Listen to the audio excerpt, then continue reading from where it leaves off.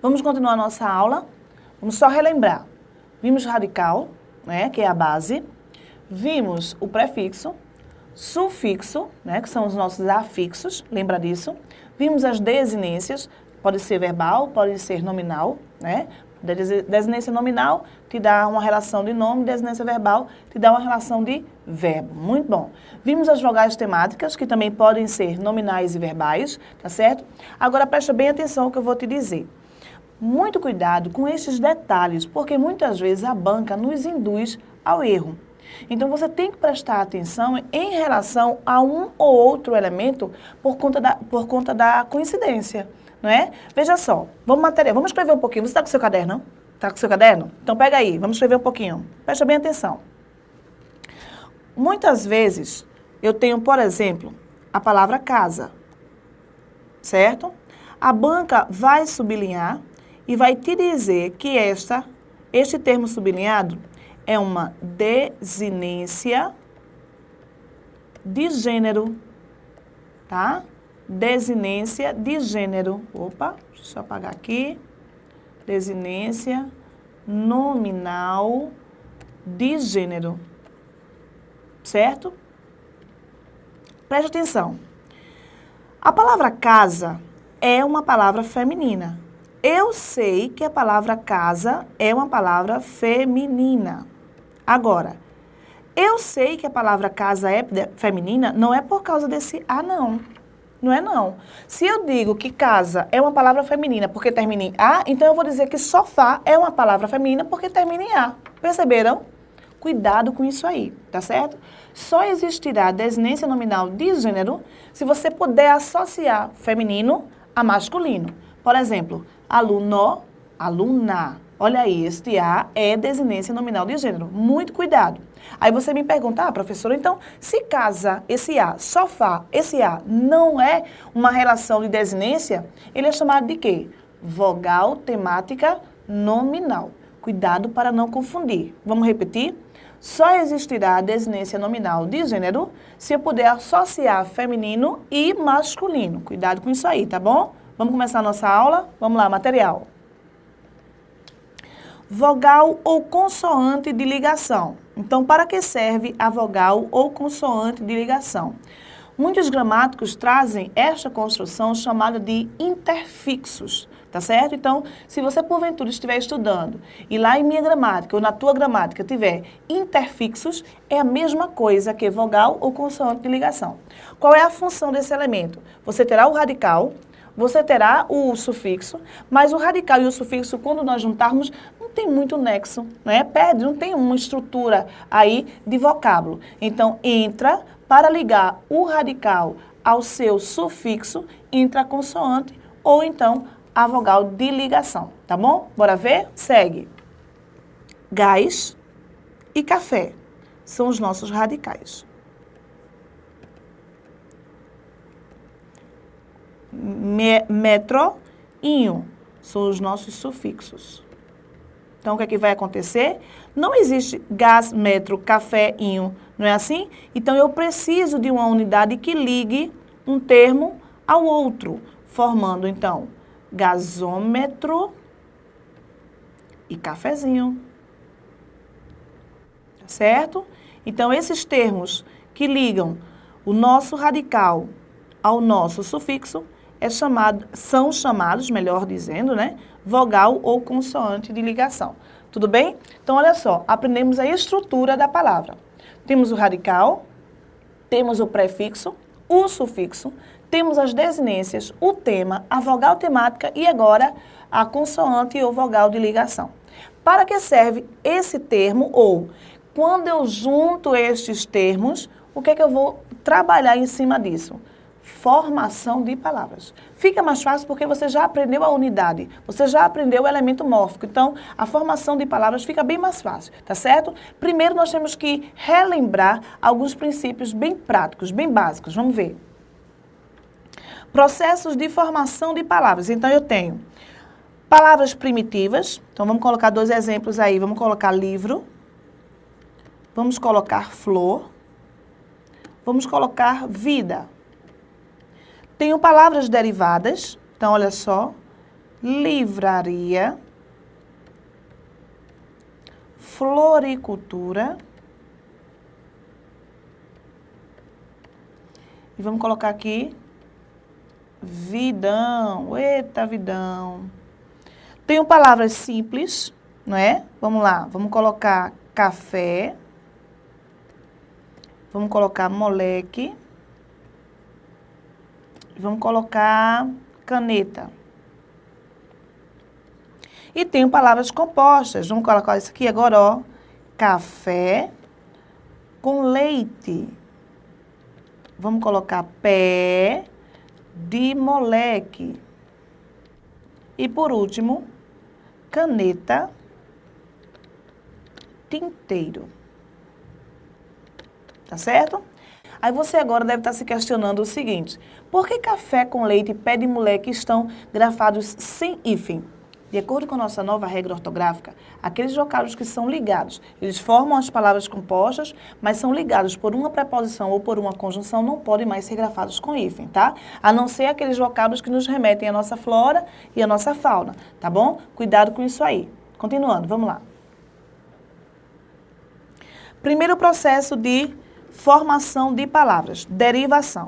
Então, olha só. Eu tenho a palavra, mais uma vez, mais feliz. Percebam, eu tenho a base e a esta base, que é o meu radical, eu acrescentei um prefixo. Então, esta derivação será chamada de derivação prefixal. Vejam como é fácil. Ou, simplesmente, prefixação. Tá certo? Então, o primeiro processo é chamado de derivação. E eu tenho um vocábulo na minha língua e eu vou derivar deste vocábulo as palavras aí que terão como base o meu vocábulo primitivo.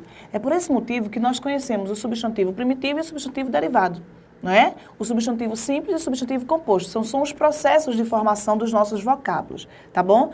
Aí você se pergunta, mas quais são os principais processos que caem em minha prova? Vejam só, existem vários processos, mas aqueles que irão cair na tua prova, com certeza, derivação e composição, tá bom? Se liga, preste atenção, vamos continuar. Vamos lá. Então, eu tenho o processo de formação chamado de derivação. Primeiro processo, então, é aquele em que eu acrescento um prefixo. Este processo será chamado de prefixal ou prefixação. Ora, se eu acrescento um prefixo ao meu radical, eu também posso acrescentar um sufixo. Não é isso?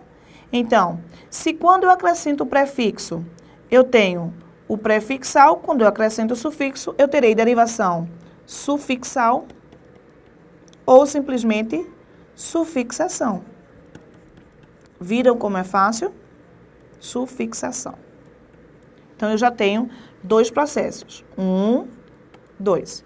O terceiro processo é aquele que me diz assim: simultaneamente, eu posso acrescentar um prefixo e um sufixo. Vejam só, a palavra é feliz, eu vou acrescentar o in, que é o prefixo, e o mente. Tá? Então, se ao radical eu acrescento um prefixo e um sufixo, a minha derivação será chamada de derivação prefixal e sufixal. Perceberam como é fácil? Perceberam, né? Agora prestem bem atenção. Existem vocábulos em nossa língua que são formados pelo radical, porque tem que existir, que é a minha base, e a esse radical eu vou unir um prefixo mais um sufixo, tá? Aí você diz, esse é fácil. É processo chamado de prefixação e sufixação. Presta bem atenção. Existem palavras em nossa língua que, se você tirar um dos afixos, ou seja, se você tirar o prefixo, se você tirar o sufixo, essa palavra deixa de existir em nossa língua.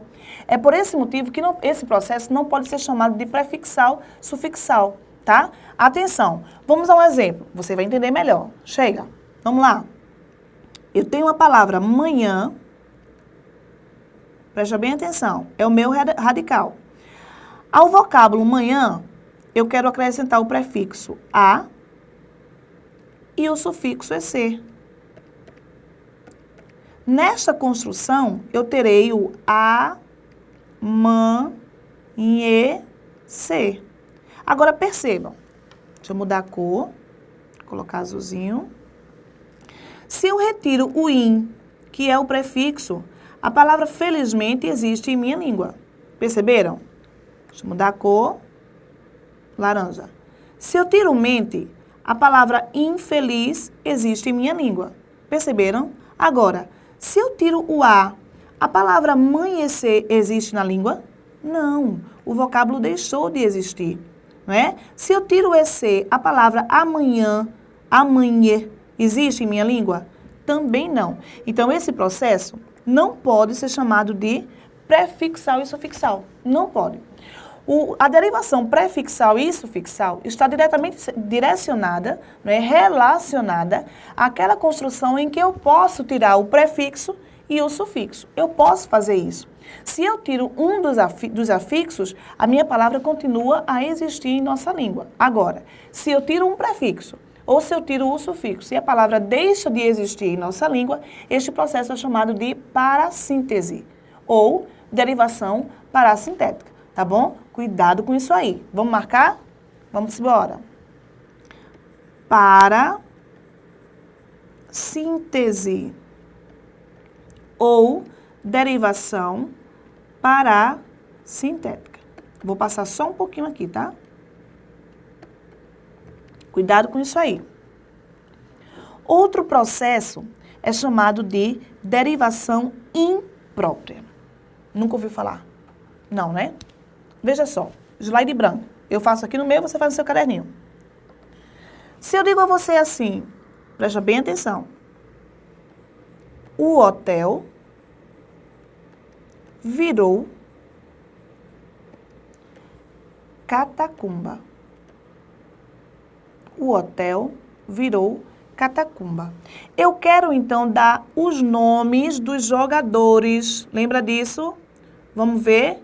Nome de jogador. Vou marcar artigo, substantivo, verbo. E você vai me dizer que é um substantivo, tá? Agora, presta bem atenção. O que é um substantivo?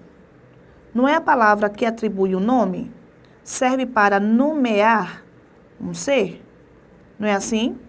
A pergunta da professora é o seguinte: catacumba aqui está nomeando alguma coisa? Percebam, não está não é?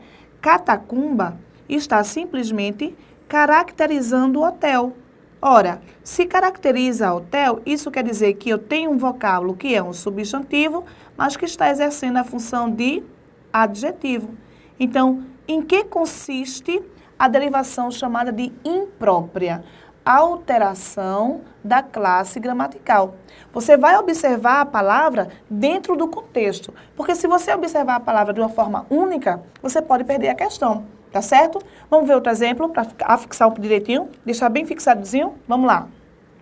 Outro exemplo. Olha só. Bem e mal são advérbios. Mas se cair em minha prova assim, o bem vence o mal, eu continuo com advérbios? De jeito nenhum, não é?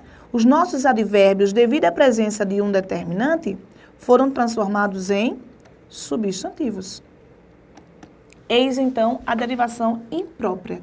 Então, a derivação imprópria tem a função de modificar a classe gramatical de acordo com a construção que aquele termo, não é, seja um substantivo, um advérbio, esteja exercendo dentro do contexto. Muita atenção quanto a isso, tá bom? Continuando, material, vamos lá.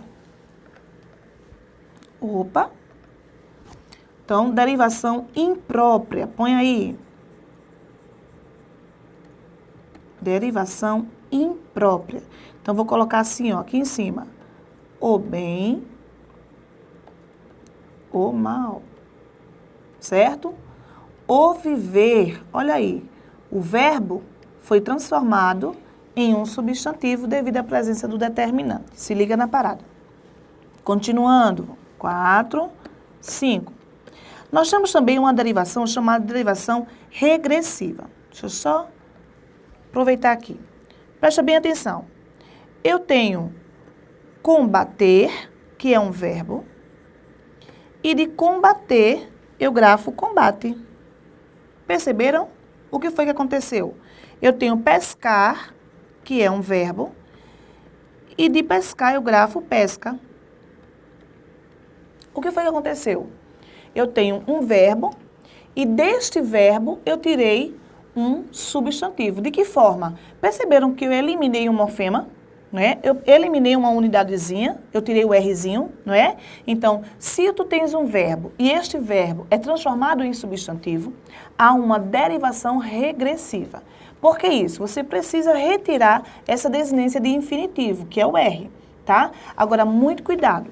Para ser uma derivação regressiva, presta bem atenção, você precisa ter o verbo e do verbo você retirar o substantivo. O contrário não é derivação regressiva, tá? Cuidado com isso aí. Vamos lá, vamos anotar. Material. Você tem lixa e de lixa você grafa lixar. Muita atenção. A banca pode te dizer que isso aqui é uma derivação regressiva. Não é não. Se você tem o contrário, ou seja, se você tem um substantivo e do substantivo você grafa um verbo, a tua derivação, olha o radical, olha quem apareceu, sufixo. Então, a tua derivação é sufixal.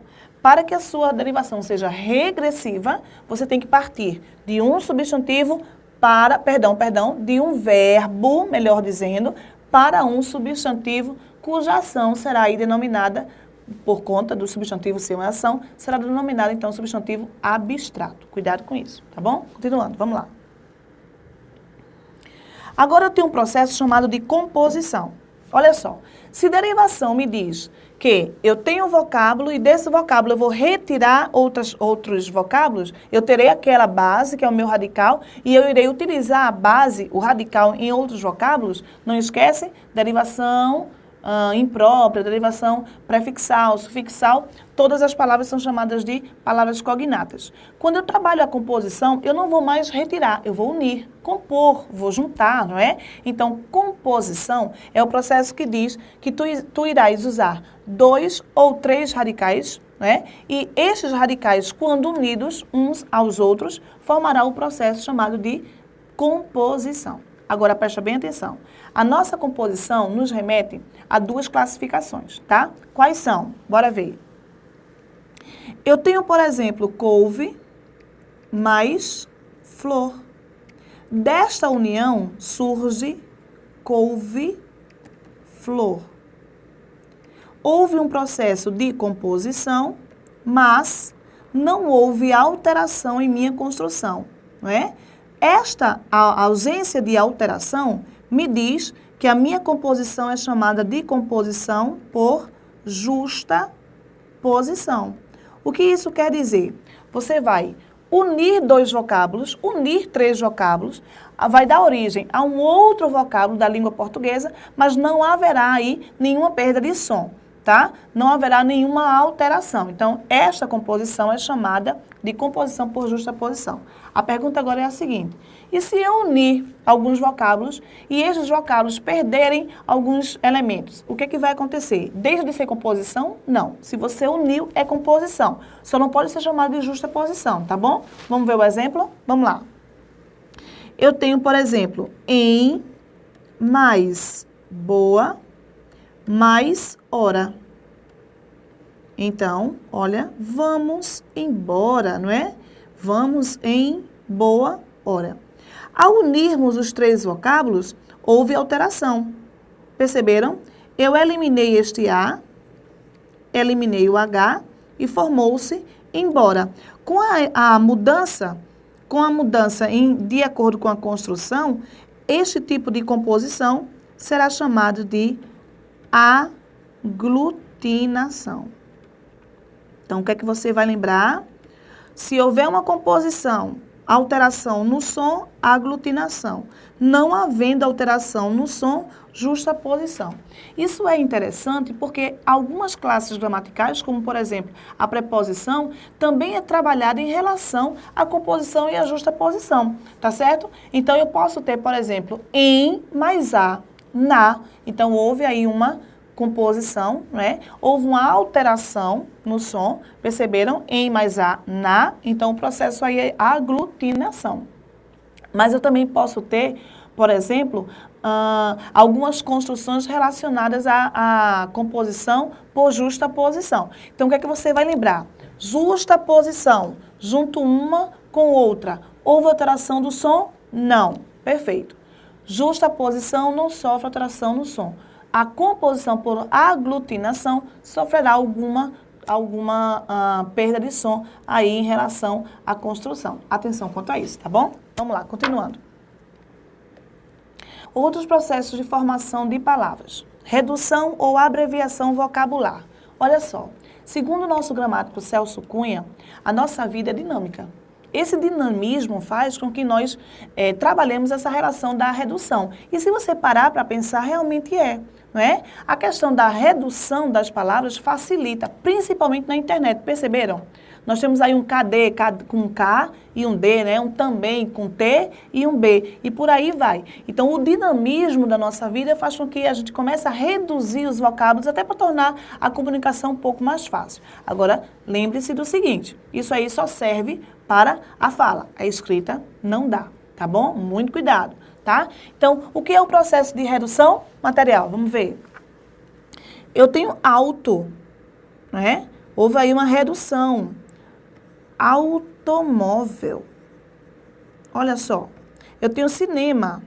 Cinematográfico. Ave Maria. Já pensou?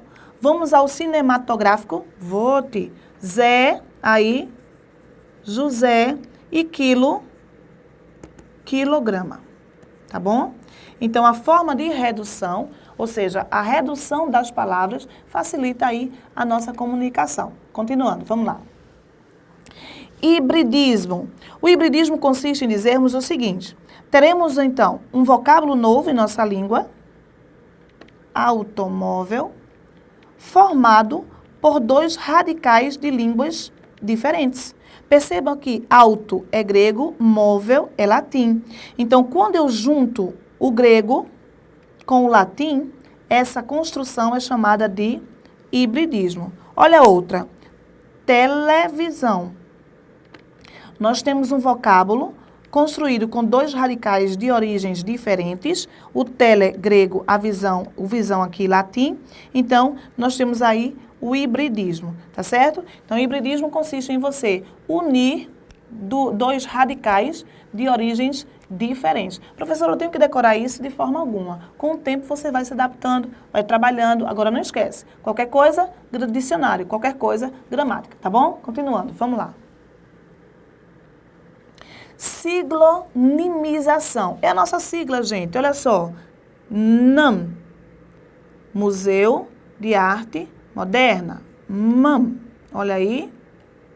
FGTS, Fundo de Garantia por Tempo e Serviço. CEP, Código de Endereçamento Postal. Onomatopeia, consiste em você trabalhar o som em forma de palavra, né? Tiririm, tiririm, cocoricocó, tic-tac, são exemplos de onomatopeia. Continuando, vamos lá. Miau, tic-tac, bum. Então, o que é onomatopeia?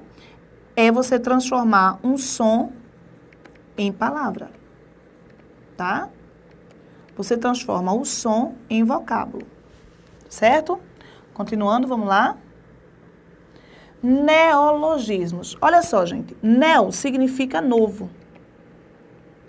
E é isso que nós fazemos durante o nosso dia a dia.